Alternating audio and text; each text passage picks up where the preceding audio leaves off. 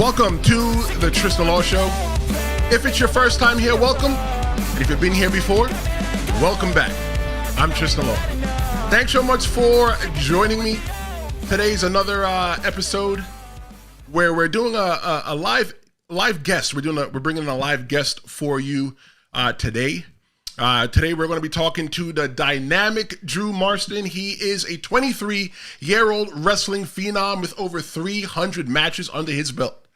He has faced off against some of the biggest names in pro wrestling like Enzo Amore, Nunzio, and Tommy Dreamer. And let me tell you, he's only getting started. Do you ever wonder what it takes to go from a young fan to a rising star in the ring?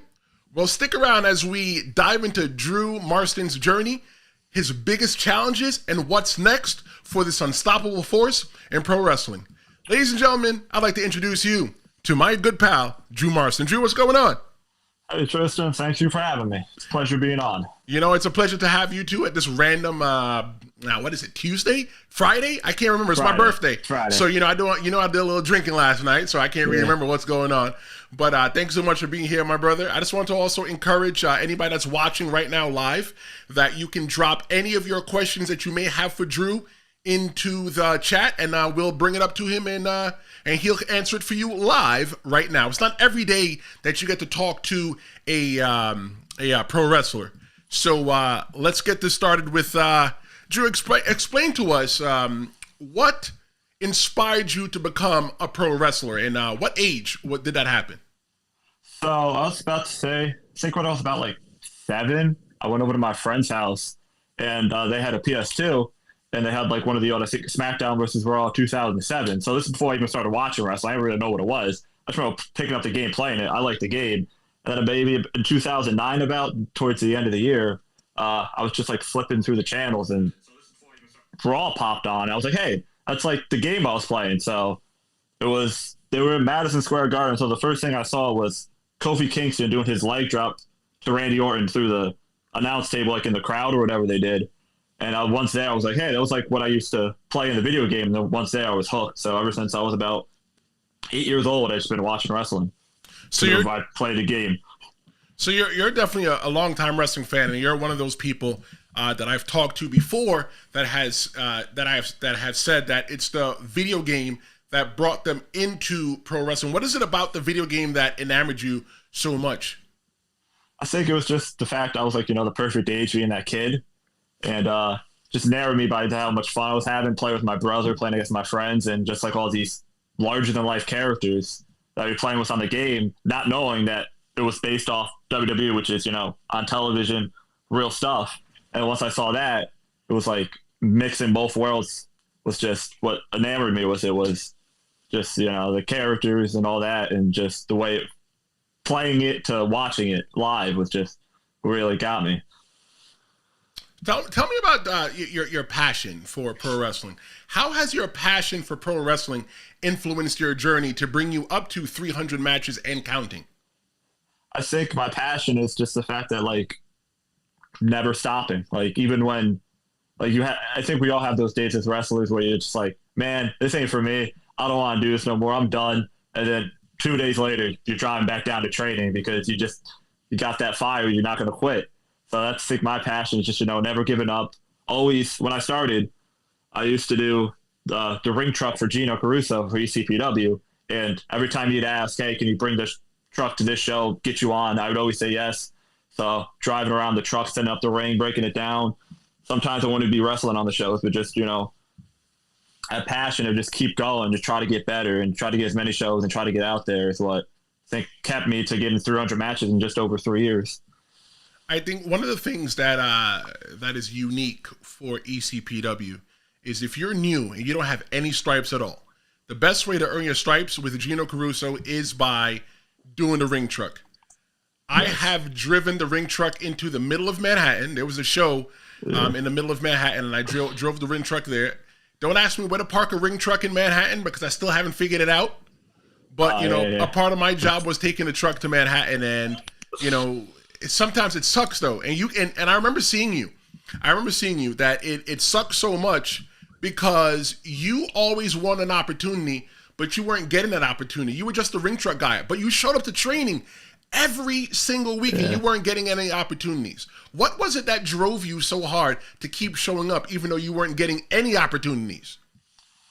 I think it was just the fact that, I looked at other people around me, like I started with beautiful Buddy Thomas and Tamir Gibbs, and we all had that like common goal of, especially me and Buddy, we were both considered Hudson Valley guys. And that kind of had this thing where like they expected us to just, stay up in the Hudson Valley, not be on the Jersey shows, not go to all these places, because a lot of those Hudson Valley guys at the time just weren't training consistently. They were just on those shows.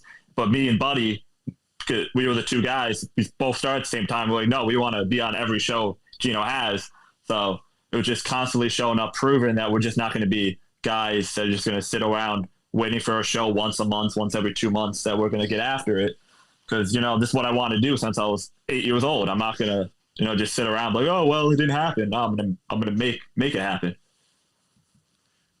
It's 100% facts that you just spoke, because when I was wrestling and I was a young wrestler in my early 20s, I'm 39 today. It's my birthday today. Yeah. And I used to want to no longer travel an hour plus to go wrestle.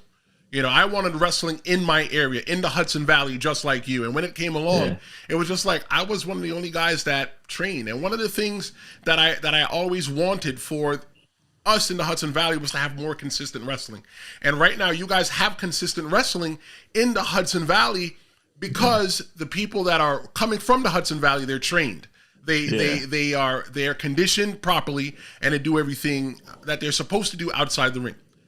Speaking about the conditioning, tell me about your experience training at the ECPW training school in Lake Hiawatha, New Jersey.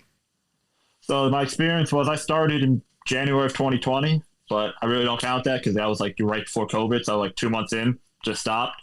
So I really started consistently in August. And the thing I like about there was compared to most other schools you go to in this area is that like Gino's big on getting you in the ring and ring time. So like I'm constantly was always in the ring, bumping, chaining, going over spots, going over hat psychology. Gino's big with that old school psychology, and training with guys like you, Sonny Kiss, Trey Felipe, Alex Ryman, Kenny Bangle. All those guys really helped, bring the good out of me, and sat there and worked with you to get over stuff, get your stuff, what you want to do, what they think you should do based on how you look, how you act, what works. So thing with that is just getting after there in Gino. So I think the ring time is a big thing. That's one of the things about ECPW is that you get a lot of ring time. It all depends on how much you want. And if you don't want ring time, you just want to come, you just want to hang out, you can hang out.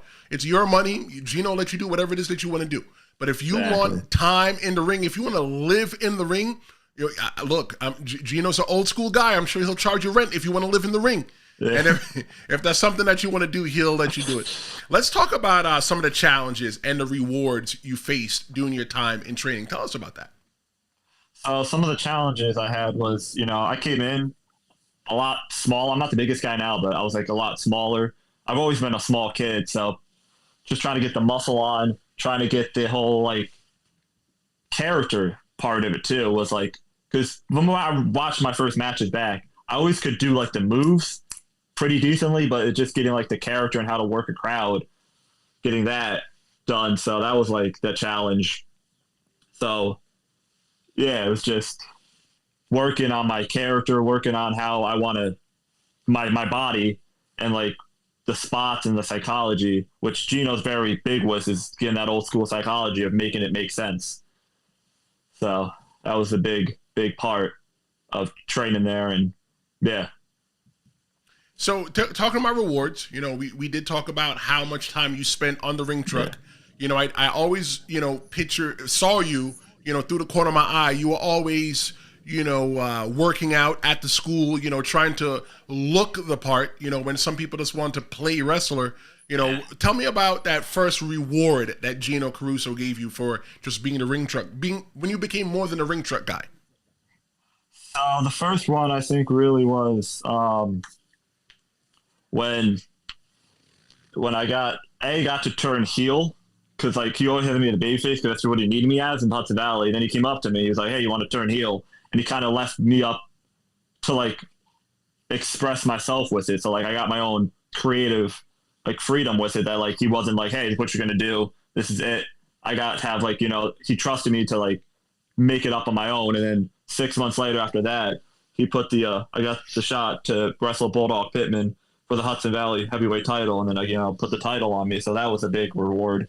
And then constantly after that, I was getting put in the ring with the names like you said, like Tommy Dreamer, Enzo, and Nunzio, and Bull James, and all those guys that he put me in the ring with.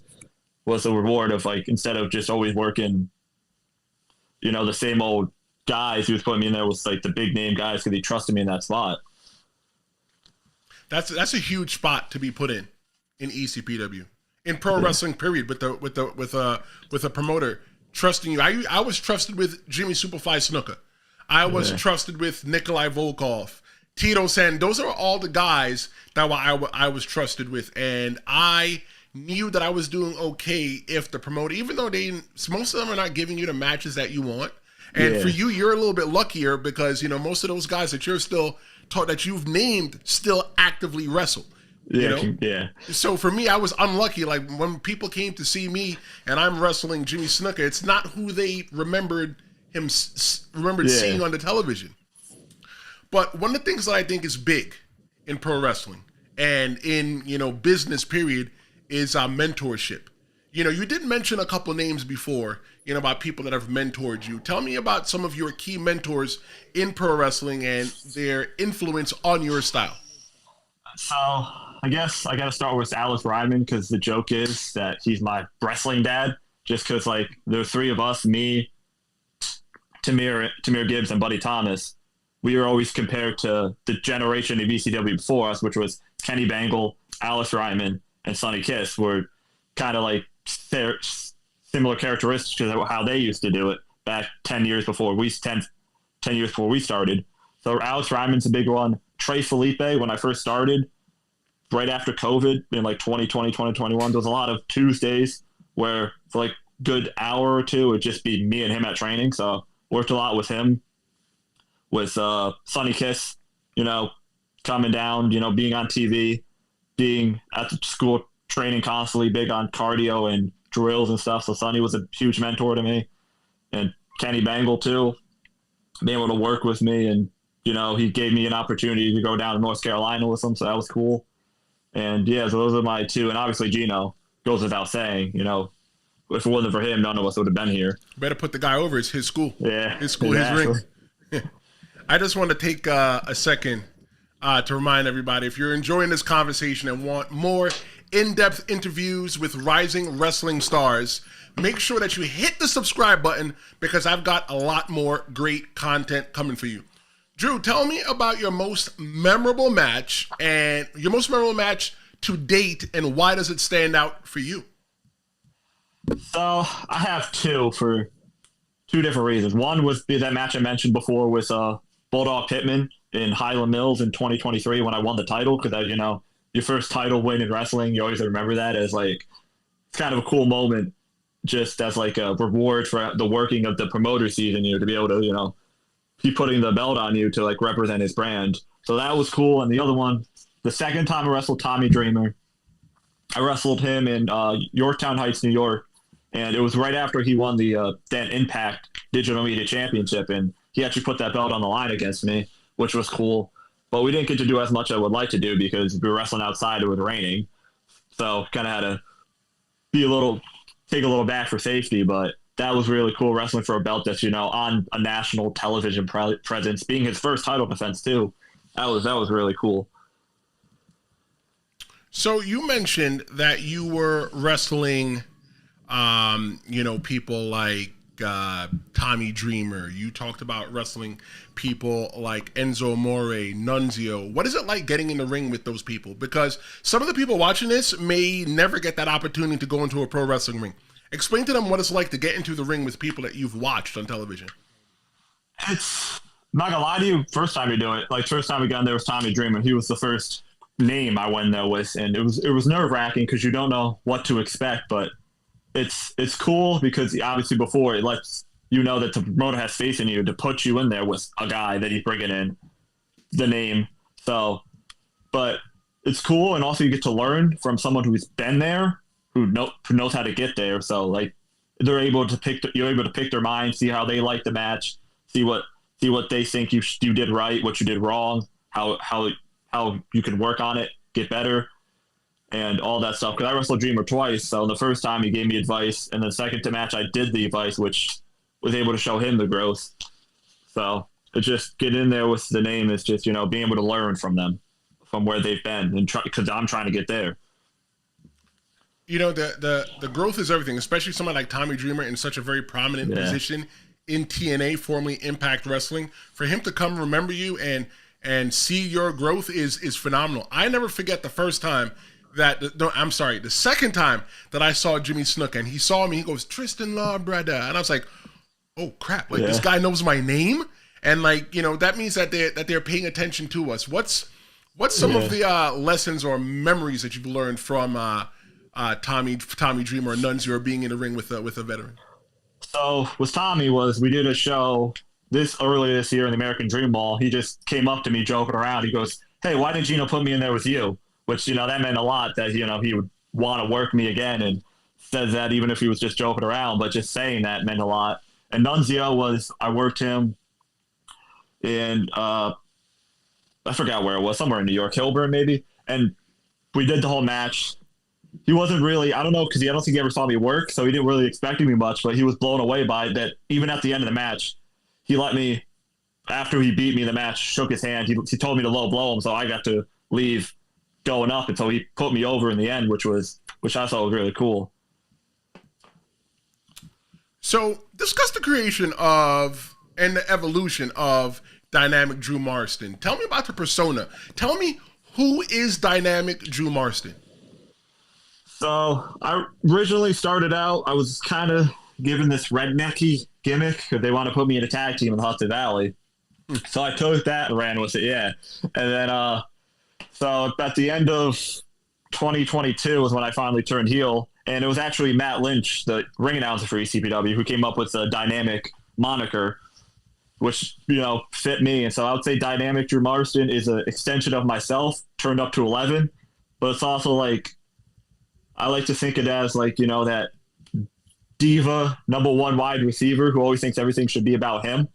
Who's like, why am I not getting the ball? Why am I not getting the title matches? Why am I not in the ring with the stars? I'm the biggest star. That's kind of the whole Dynamic Drew Marston. That, think of like Terrell Owens, Chad Ochocinco, those type of football players. I think drawing inspiration from not just wrestling, but outside of wrestling, I think it's a big thing too. So I think just basically a guy who thinks he's the biggest star and should be the center of all attention.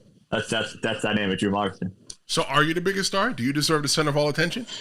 I think I should, I think I should be the center of attention. The show gets a lot better with me on it. Even the Tristan Law show that you can watch here on YouTube. Exactly. Let's explore your character and the personality. Where do you see it going in the future? So I'm trying to bring a more conspiracy side to it, because I remember I was watching Joe Jericho back in WCW. He kind of had it for a little while. I think he had more legs than he was able to give it, of just whole being held back because there was always a conspiracy against you. Because it's just funny how the way things wrestling turns out. You could flip that story into saying, hey, they don't want me to be the top guy because of X, Y, and Z. The way I lost the title, the match got restarted because I got DQ'd, and that's how I lost the title. So I was able to spin that into a conspiracy against me. I did an angle where I got suspended. I used that to conspiracy against me, even though the guy did the same exact thing as the guy did to me. And so I was think the conspiracy angle I've been taking it in, trying to ramp that up because I think I have fun with just being able to mess around with that. So how do you see that character transitioning to the next level? When I mean the next level, I mean NXT or TNA or even AEW. How do you see the Dynamic Drew Marston character transitioning to the next level? And do you see yourself competing with anybody else when it comes to character-wise? Maybe you have a character that's too similar that's already on TV? Maybe. Trying to think of there is guys that like have like the whole like I think Chad Gable, like his character is kind of where I was going a little bit, like being that whole like like mean like because I had an angle with Tamir where I was kind of like bossing around where he was a baby face, I was a heel, and they started doing that on TV, so that was kind of like competition. But I think the angle that I think I could transition to TV by like bringing that conspiracy larger to life, like bringing it to like where it's just not about like wrestling. I can make it about outside like mainstream conspiracy series, just be like the conspiracy theorist, because I think wrestling now, especially with the new NXT, they love gimmicks, and I think that could be a fun gimmick I could bring in. It's just bringing that to the next level. It's just amping up on the stuff the weird stuff you can say, because you just look at social media. That's what gets the attention. So what if WWE told you, we don't like that gimmick, we want you to change it? Would you be flexible enough to change it? Yeah, I mean, if you want to give me a contract, they're the one paying me, I'll be able to change to whatever they need me to do. Say yes, and then I'll figure it out later. Smart man, genius. Yeah. Discuss some of the challenges that you've had in your wrestling career so far, outside of you trying to finally get booked by Gino on an ECPW show. So the challenge was like, now it's not getting booked by Gino, but trying to get booked outside of Gino, trying to get to more places, so that's kind of a challenge, networking and stuff, especially because, Gino runs so many shows. And usually have to be on all the shows. So I can't really get out of there without saying no to Gino, because he just runs so many shows that I'm on. So that's a challenge. And also like the character work. I'm always trying to like make this character evolve from what it was is something that's like challenging for me, is trying to keep it like without carbon copying or stealing or from somebody that has already done it before, trying to make it my own. So that's always trying to take the character and make it work in a wrestling sense. It's kind of a challenge, but I enjoy the challenge. What motivates Drew Marston? How do you stay motivated? I just want to, get better, make it to the next level. And what motivates me is trying to make it out of, being an indie wrestler, having to, get up in the morning, work a shoot job. Every time I go into that, I'm like, it just motivates me more just to want to make it as a wrestler, where that can be my only, source of income. I'm not just an indie wrestler. I could go to Japan, I can go international and get out there instead of just, being stuck where I am. So that's what motivates me, is chasing the dream. I did an episode of the Tristan Law Show, and if you're looking for, you can watch it after this, where I talked about the life of an indie pro wrestler from my perspective. And I think one of the hardest things is going to the shoot job. You use some, depending on the job where you work, you have to beg, borrow, and steal a day off sometimes just to go make that wrestling show. Sometimes, your job is on the line just because you want to live your dream, because for the people have a business to run. And granted, most of them never had a dream in their life, or they had the dream and they were never able to make it. But I just want to set the record straight, Drew. There's nothing wrong with being an indie wrestler. And when I mean that there could be a day to where you become an indie wrestler to where you're not signed by any mainstream corporations like AEW, WWE, or TNA, and you can still probably make decent money. Look at people like, what's his name? Zack Ryder. I can't remember his shoot.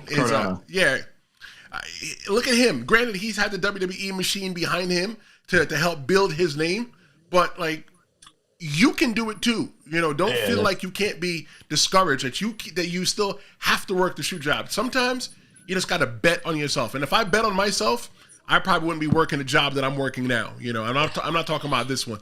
It's all about betting on yourself. Yeah. I just want to put in a quick reminder, whether you're watching this live or you're watching this on demand, if you have any questions for Drew, go ahead and drop them in the chat. If it's a question that I can answer, I'll answer it. If not, I'll forward it to him, or he may just jump back into the YouTube channel and just answer the chat. So put your questions towards him. So just put them in the chat and I'll answer them up for you. But Drew, give me your goals for the next, let's go with 1 or 2 years. The next 1 to 2 years in your wrestling career, what are your goals? Go. My goal would be get to more promotions just in the local tri-state area. That's the goal for the next year, getting on more shows. And I guess the next 2 years would be I really either want to do extra work for either WWE, AEW, Impact, one of those big companies, or even a dark match, something like that, something where to try to get in to one of these bigger promotions with, either extra work or a dark match or something like that. What if those are my goals. What if they wanted you to be a referee? What if they wanted to hire you to be a referee? Would you take it? I probably right now would be no, just because I don't think I'd be happy. And I don't think I would be happy. If it was, maybe if I was, another 10 years go by, I'd more than likely take it. But I think being 25, I think I'd still be willing to bet on myself that I could make it as a wrestler, because I don't think I'd be happy being a referee at that point. Okay, that's a fair enough answer. But if anybody's listening, you could still put together the ring. In those next couple of years, you'll have a lot of different tools that you'll be able to offer. So you talked about different promotions. Well, you said that you want to get different promotions. Let's call some of them out. What are some of the promotions that you want to work for, and what are some of the opponents that you want to see in the ring? So right now, I'm getting in with Pro Wrestling Magic with Steve Off. So I got a show on there the 28th in Richmond Park. So I've been getting in there this year, working for him a few times. So that was one of my goals that I've kind of accomplished, was getting into Pro Wrestling Magic. So what else? I guess ISPW is a kind of a big local one for us. We got get more on Outlaw outside of him just using Gino's ring, Bull James. So Outlaw, some other, I think Excite wrestling up in Binghamton. I think that'd be cool because I really want to wrestle Sean Carr. And then trying to think, maybe a Jersey Championship wrestling for a Game Changer wrestling. For that, try to get on like a bigger indie to try to get your name out there more. So, and then I guess for the names I would want to wrestle, I just said Sean Carr. I've always wanted to wrestle him. I did a triple threat match with him, but I really want to get that one-on-one match with him. I think that'd be cool. Who else? Trying to think. Sonny Kiss, obviously. Trained with him a lot, so I would love to get a match in there with him. Also, we have our dream 6-man tag of me, Tamir, Gibbs, and Buddy Thomas, who's Kenny Bangle, Alex Ryman, and Sonny Kiss. We just think that'd be fun to have. That's, we call it the father versus son tag team match. That'd be fun to have. And then what other guys? Crowbar, I'd love to be in there with. I would love to be able to run it back with Bull James, because I wrestled him also on one of those fair shows, but it was raining even worse. So I'd actually like to get in there and actually have an actual match instead of, taking a shoulder tackle and almost sliding out of the ring because it's so slippery. So, yeah, those are kind of like the main guys right now that I want to work. And also Azrael, I want to work in there with him. I was supposed to, but then it fell through a few years ago. So those are kind of the guys I want to get in there with. And that's the most unique thing about pro wrestling. Card is always subject to change. Give me some final thoughts. Give the listeners some last words from you, and let them know how they can find you on social media. And if you got a match coming up, plug that match so people can come see you in person. So find me on social media at Drew Marston PW, all lowercase, on Instagram, Facebook, Drew Marston, YouTube, where I always record my matches and post them, because you can't always count on a promotion having your match. So I always bring my phone and my tripod and record it myself. So you can follow all my matches on there. And then some upcoming matches I got is the not next Friday, the 8th, 9th, whatever Friday it is. In September, I'm at ECPW at Richfield Park for their TV taping, where I'm wrestling the heavyweight champion, Trey Felipe, which I, set up that match last month. So that's going to be a great match. Pro Wrestling Magic, I'm teaming up to take on Tamir Gibbs and Alex Rivera with a mystery partner. So stay tuned for that. And do you know who the mystery is yet? Yes, I do. Okay, good, because I just want to let you know my boots aren't that far, but keep going. Exactly. And then also on the 28th, got a double shot, Middletown, New York for ECPW in the Zone, formerly the QB Ball. I'm taking on Captain Payne, one of my old rivals who took that Hudson Valley title from me last year, so I haven't forgotten. And also this Sunday I'll be in New Jersey wrestling for USPW on their Cardinal Clash show in Lake Pompton, I think, New Jersey. I can't remember the name off the top of my head. I'm terrible with city names, especially for Jersey. And then we also got Yorktown Heights for ECPW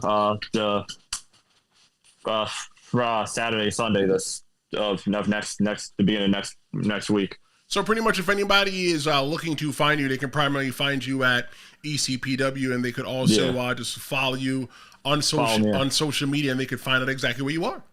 Exactly. I always post it up to date. Always my account is always changing, always adding shows to it, never stopping. And that's one of the coolest things about being a pro wrestler. Drew, I just want to thank you so much for joining me here today on the Tristan Law Show. Don't forget, listeners, watchers, that tomorrow you could tune into the WWE Bash in Berlin pre-show, which starts at 10 a.m. Eastern Time, live right here on YouTube. It's going to be an action-packed event that you don't want to miss. If you enjoyed this episode, make sure that you subscribe so that you don't miss out on any future interviews and wrestling content here on the Tristan Law Show. Thanks so much for watching. I am Tristan Law. That was Drew Marston, and we'll see you next time.